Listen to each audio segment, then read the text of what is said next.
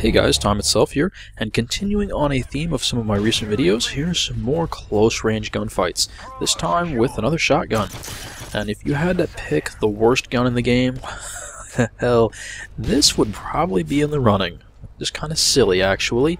It's more of a confetti cannon than a gun, really. There's next to no range, and you need to hit the guy several times in order to kill him. This is the silenced AA12. Yeah, I don't know why this is a primary gun. It's not really very serious, and there are very few situations in which it's even practical to attempt to use this. The range is pitiful. In game units, the range drop-off starts at 250 units and ends at 450. There's a conversion there of roughly 40 game units to meters. For comparison, a Dead Man's Hand, I believe, is 380 units in game. So you're going to have a hard time killing someone with this gun in Dead Man's Hand outside of the range of the blast. That's just kind of for reference. This gun has terrible range, and that's before you add the silencer on it. So, as you can imagine, there aren't a lot of places where you can use this gun, and this right here on Seatown, this is one of the few areas on any map that I can actually make use of this gun. And that's just because there are lots of ways to retreat, because as you see, I have to reload after just about every single kill, and even if I don't have to, I normally want to, because it's normally 5 or 6 shots to kill a guy. And, you know, you just got to keep getting closer. Normally with a lot of shotguns, I'll back up as they get closer, try and stay at a knife range. Not with this gun. I'll turn my corners sharply. I'm going to come around like a couple feet away from the edge of the corner. Not with this gun. I need every inch I can get to get as close as possible to make this work.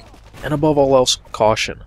Extreme caution using the mini-map, and once I've got it, Sitrep Pro especially, just to sound whore this, so I know where every gunfight's going to be and I'm ready for it. Because I can't kill more than 2 people at once. Well, actually, I have a clip of me killing 3 people with this gun, but that's going in some epic montage somewhere.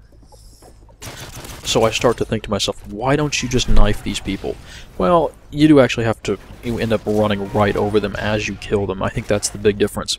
But you do end up having to run over where their bodies were because you need to pick up those scavenger packs. Like I said, averaging 5 or 6 shots a kill, and I only pick up 8 more with each scavenger pack. So I eventually have to run over the body, even if it's not right as I get the kill. So actually, I should talk about the loadout here, and this is one of the few practical ways to run this gun. Because to use this gun, you need to start out with Scavenger Pro for the extra ammo. Just because otherwise you're going to have a hard time picking up enough scavenger packs to keep up with the ammo you're using. You need to earn Sleight of Hand very early on. You're using Specialist, by the way, that Scavenger and Sleight of Hand is kind of necessary. And you need steady aim. The one thing you will do with this gun is hip fire. You will not aim down sights. Never.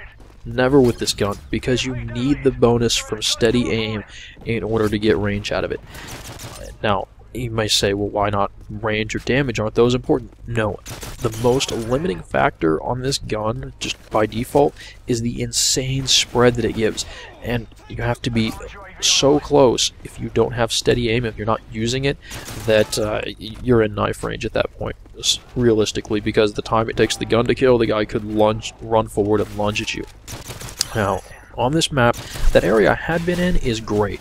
That area right there where I died, I'm going to die there several times this game. I should have realized it sooner, but there are simply too many lines of sight, too many traffic routes that converge right there, and so I get stuck between the boxes and the dumpster. And what playing with this gun has really taught me is that I need an avenue of retreat after every single kill, and I have to get pretty much 1 kill at a time, if at all possible. Maybe I can take on 2 guys, but I need to try to kill 1 guy at a time. And so, back in the room, on those other 2 lines of sight near those boxes, I can retreat into the room comfortably, but if I'm all the way out by the dumpster watching as they go outside from Charlie here, it just means I'd have to cross those other 2 lines of sight, and it just gets too risky, and so I can't stay there by that dumpster, and it gets me multiple times this game. Finally, the third perk I earn as part of my strike package, at least in this setup, is Blast Shield, and that's just because I don't want to deal with Dead Man's Hand and Martyrdom. And also, getting stunned and flashed is not the best. Like, And it's not that there aren't close range options on other maps. The thing about Seatown is that there are lots of them in the same area, and I can keep retreating as I, reload, fall back, retreat, and keep going. Originally when I died here, I blamed my teammate for firing an unsilenced weapon next to me, but looking back on it, it's not really his fault. I mean, he actually didn't kill the guy who killed me, but he could. No, I should not have been there. That was the real problem, because going there is what gets me killed. Now, it doesn't help that we're EMP'd, and I don't know exactly where my teammates are, because I can't see them on the minimap. I've been avoiding my teammates, and more so than normal even. Normally, I would, try to spread out a little bit, but if I see that they've been firing a weapon down a line of sight, I'll avoid it just because I think someone on the enemy team might be looking down there, checking to see if my teammate's still there, and if I stick my head around the corner, I'm dead. Yeah, this gun is absolutely garbage. There's no other way to put it, because by the time you're close enough to get a 2 or 3 hit kill, the other guys, he could hip fire you, if they get lucky with an assault rifle, especially say something like a Type 95, and kill you faster than this gun would.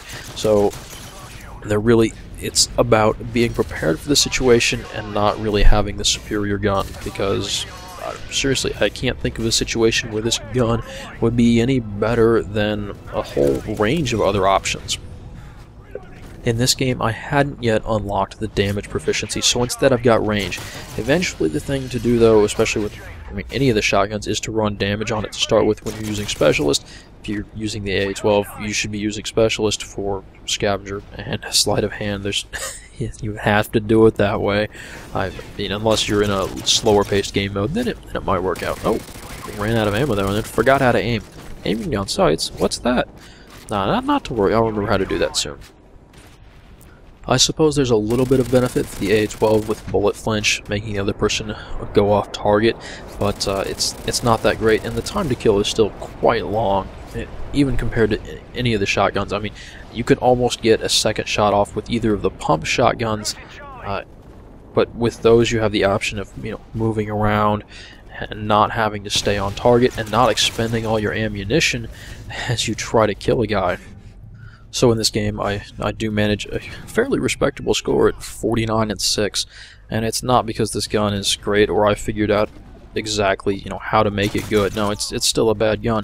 The thing is that it does permit you to use a play style where if you're ready for every gunfight, can ensure that it's going to be at close range, and that you're only going to have to deal with one target at a time. You can do decently well with this gun. Where did your scavenger pack go? God, Okay, well, yeah, getting a lot of kills with this is quite the pain. The silencer really does limit the range, but when you have to reload after every kill, it's not the worst choice you could make. But that will wrap up the game. I hope you guys enjoyed it. It is actually kind of fun messing around with a gun like this. Anyway, thanks for watching, guys. I'll see you later. Oh, alright, let's do some links. My 2 most recent videos, the first is some flanking routes on mission. I'm using an overkill setup with a USAS shotgun and an MP7. The second one is some suggestions for Dead Man's Hand and Final Stand fixes that I think might have the possibility of actually getting implemented.